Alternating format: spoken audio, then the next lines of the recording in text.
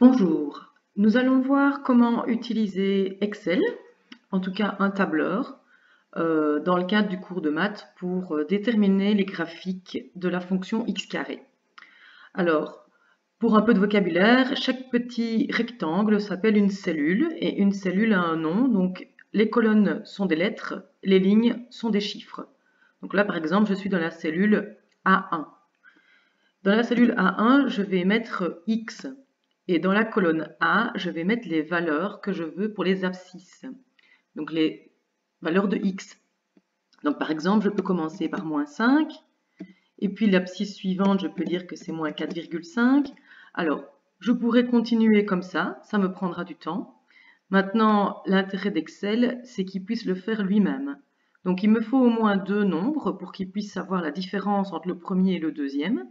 Je sélectionne les deux, et puis je me mets dans le coin pour avoir la petite croix, et j'étire, et je vois directement qu'il me remplit la colonne. Voilà. La deuxième colonne, je vais mettre les valeurs de y, et y représente la fonction x carré. Alors, pour avoir x carré, pour le faire calculer, je vais faire calculer Excel, il faut qu'il sache qu'il doit passer en mode calcul, et donc on doit commencer avec égal. Qu'est-ce que je vais calculer? Je vais calculer la valeur qui est ici et je vais la mettre au carré. Alors je vais cliquer sur cette cellule, voilà la valeur, et je la mets au carré. Pour mettre au carré, c'est chapeau 2. Je pousse sur Enter et j'ai donc la réponse. Ici, je vois que j'ai la formule et là, j'ai la réponse. Donc moins 5 au carré, ça me donne 25. L'intérêt de ne pas écrire moins 5 au carré, mais d'écrire plutôt A2 au carré, c'est que je vais pouvoir étendre la formule. Il va automatiquement prendre à chaque fois la valeur qui est à gauche. Donc je me mets dans le petit coin avec une petite croix. Je n'ai pas besoin d'avoir deux cellules cette fois puisque j'ai mis une formule. Et je tire et je vais avoir toutes les valeurs qui vont être calculées. Je peux faire exactement la même chose, par exemple, pour calculer x carré plus 2. Donc, je vais lui demander de calculer égale la valeur de x, donc c'est moins 5, que je mets au carré, chapeau 2, et puis plus 2. J'étire la formule, et j'ai donc les résultats de x carré plus 2.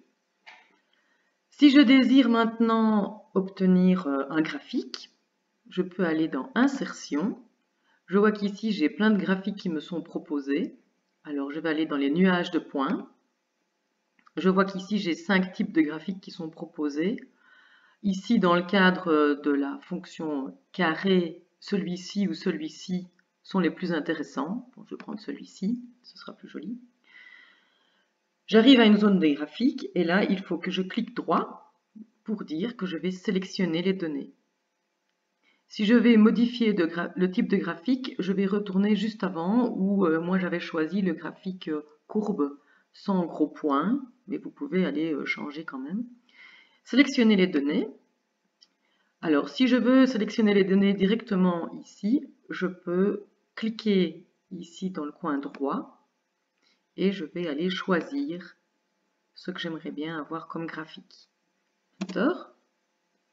Alors lui, il a déjà compris que la première colonne était les abscisses et que la deuxième colonne était une série et que la troisième colonne était une deuxième série. Donc il a déjà compris que... Et voilà les graphiques, avec les couleurs et avec la légende. Alors maintenant, je peux quand même aussi demander quelques petites choses sur ce graphique. Par exemple, je me place sur l'axe et je clique droit. Je vais d'abord demander qu'il ajoute un quadrillage principal parce que je n'ai pas de vertical. Donc voilà, j'ai le quadrillage principal. Je reclique droit et là, je vais mettre l'axe en forme, donc mise en forme de l'axe. Ici, on me propose plusieurs choses. Ici, moi, ce que j'aimerais bien, c'est par exemple avoir l'unité qui est de 1. Parce que pour le moment, l'unité est de 2, 2, 4, 6. Moi, j'aimerais bien que ce soit 1, 2, 3. Je peux faire aussi la même chose sur l'axe vertical. Donc il faut que je voie le petit encadré axe vertical. Et ici, je ne vais pas lui demander d'ajouter le quadrillage secondaire, parce que ça va me faire des demi-unités. Je pourrais, hein, mais je vais aller dans le quadrillage principal et je voudrais ne pas aller jusque 30. Je pense que aller jusque 30, c'est exagéré. Je vais peut-être simplement choisir que le maximum de l'axe Y soit par exemple 20. Voilà. Et donc je vois le graphique. La fonction bleue est x carré, la fonction rouge est x carré plus 2. Et on voit relativement bien qu'on a pris la fonction bleue et qu'on l'a montée de 2 unités lorsqu'on a x carré plus 2.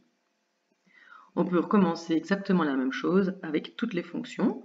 On peut également utiliser ce tableur pour d'autres fonctions que x carré.